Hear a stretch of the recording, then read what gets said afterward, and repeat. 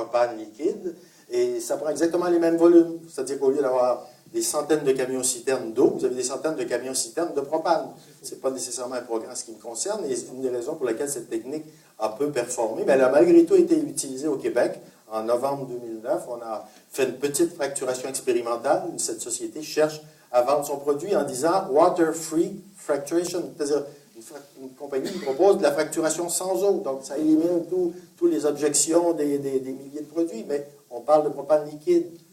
Les accidents qui sont survenus ont montré que maintenant, ils sont obligés de procéder en télécommande à 200 mètres de distance. Et il s'agit de quantités comparables au remplissage des réservoirs d'une fusée Ariane 5 à Kourou. Je comprends qu'à Kourou, on a un périmètre de sécurité, mais imaginez-vous, vous baladez avec des centaines de camions-citernes de propane liquide d'un point à l'autre dans les campagnes pour fracturer en économisant l'eau. Non, il y a vraiment un problème de base.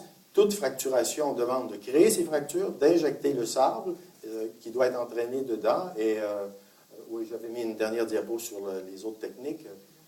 Personnellement, je considère ça comme un peu comme un procédé qui ne sera jamais applicable économiquement parce qu'on parle de fracturation à l'arc électrique. En parenthèse, il n'y a qu'en France qu'on parle de techniques alternatives pour l'instant.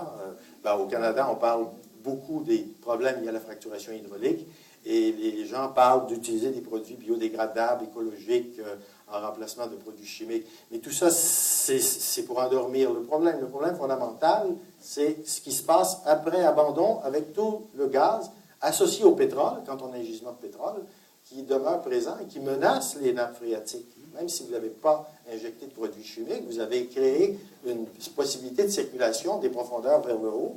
Et à 1000 mètres de profondeur, les eaux sont minéralisées, salines.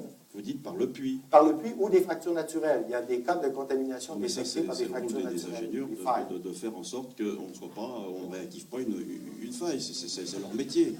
Hein, donc, mais dans le bassin de Paris, moi je ne connais pas. Moi, les failles que je connais, c'est plutôt des failles écrans.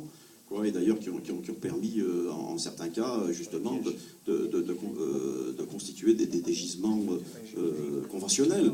Mais bon, mais j'entends bien votre discours, hein, donc ça dépend aussi où on fait ces fracturations hydrauliques. Il y a des sécurités à prendre, il faut bien connaître. Vous savez, le forage de Malpasset, il n'aurait pas cédé si on ne l'avait pas construit sur une faille. Là, tout le monde est d'accord, hein, voilà. Mais bon, il a cédé. Bon, ben, écoutez, ça a été raté. C'est un exemple de fracturation hydraulique au Texas.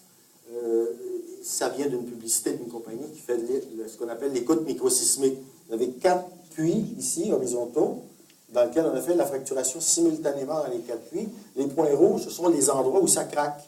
Ce sont ce qu'on appelle l'écoute microsismique. C'est le monitoring. La technique permet de surveiller où vont les fractures.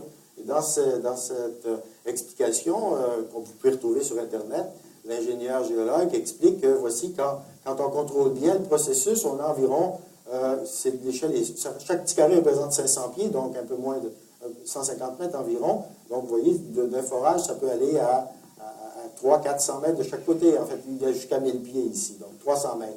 Dans une zone de faille, c'est bien identifié, on dépasse 2000 pieds. Donc, on dépasse 650 mètres de propagation et le seul commentaire qui est présenté dans ce sous-traitant qui travaille pour l'industrie de la fracturation hydraulique, ils disent aux ingénieurs, achetez notre procédé parce que vous perdez du fluide dans les failles